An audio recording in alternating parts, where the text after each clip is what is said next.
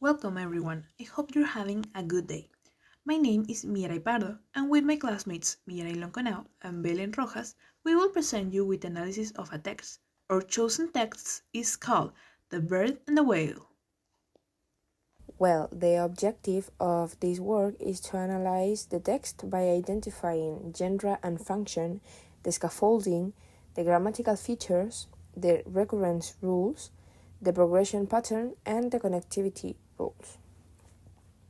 First, let's identify the genre and the function of the text. The Bird and the Whale is a narrative text.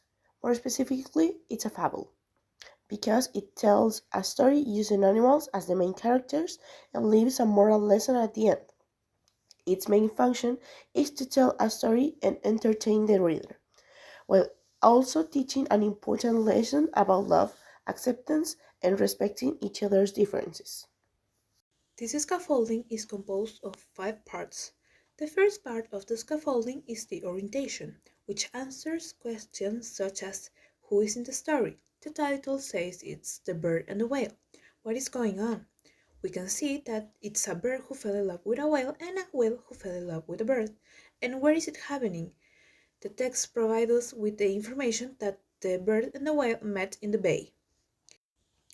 The second part is the complication, which causes a chain of events that affects both characters, and it's the trigger for the story to develop.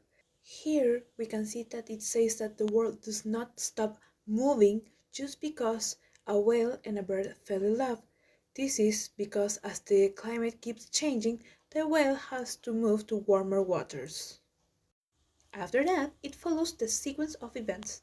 This part answers how the characters react to the complication. It involves feelings and actions, and since this is a long text, the sequence of events is divided into 2 parts, but we can see that this narrative text follows a chronological order. Actions such as the bird asking the whale to teach them how to be a whale influence the movement in the story. This happens the same with the whale, who asks the bird if they can teach them how to fly, but they get to the conclusion that a whale cannot become a bird or a bird cannot become a whale. We find then that what follows is the resolution, that is, the moment in which the complication is sorted out. It says that despite the bird and the whale love each other, they had to say goodbye. Because of the genre of the text is a fable, it has a coda, which means that there is a message in this text. The message that the text is giving us is that in some cases, loving someone means letting them go and follow their own paths. Okay, in this text we can find 4 grammatical features. First of all, we have past tense. In the text says, all summer the bird and the whale met in the bay. They talked and talked. They talked about the moon and the tide and the chips in the ocean. There we can find past tense because they are talking about actions that already happened. And it's important to mention them because they are context about this relationship between the whale and the bird. Then we can find another grammatical features that is specific animals or things. In all the text we can find the bird and the whale. Those nouns because they are the important characters of this text. So we can find those nouns all along the text. And then we can find the grammatical feature will to express future. For example, I love you. I will follow you anywhere. There is an example in the text. Then we can find present tense in quotation because those are the dialogue between the whale and the bird. For example, come with me instead. I live up on the cliff. It is a wonderful place. It's warm and cozy, and every morning you can watch the sunrise. They are using my word present simple because it's a dialogue that it's happening in that specific moment. And then we can find also adjectives and adverbs. For example, and every time the bird saw a whale diving deep in the ocean, he thought of his whale. then we can find an adverb, and adjectives, for example, in the whale sang beautiful songs that made the bird cry. Then we have the recurrence rules. In this text, we can find repetition with the nouns the bird and the whale. For example, in the text, we can find this: the whale loved the bird's handsome white feathers.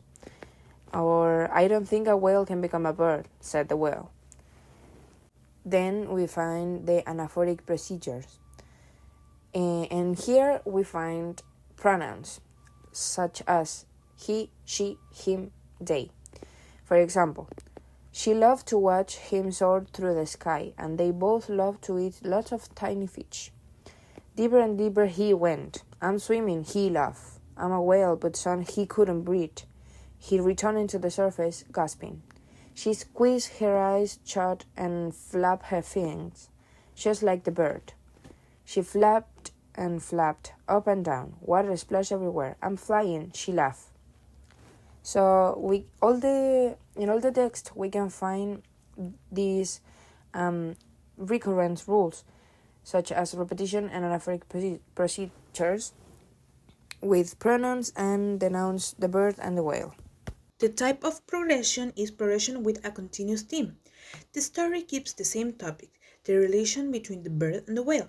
Each paragraph adds new information about both of them or their relationships. It starts from the romance between the bird and the whale, then it continues with the animals trying to imitate each other, and it ends with the bird and the whale separating and going on their own ways. Now, let's look at the connectivity rules. The text uses different connectors to link ideas and make the story flow naturally.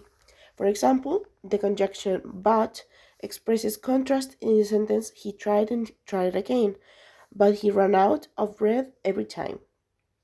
It also uses connectors like and to add information, because to explain reasons, and every time to show repetition in time.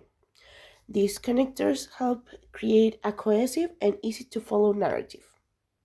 To conclude, The Bird and the Whale is an effective narrative text because it follows a clear structure, uses appropriate grammatical features, and includes cohesive devices such as repetition, pronouns, and connectors. All these elements helps the reader understand the story and its message. The moral of the story is that sometimes loving someone also means accepting your differences and letting them be who they are. Thank you for watching.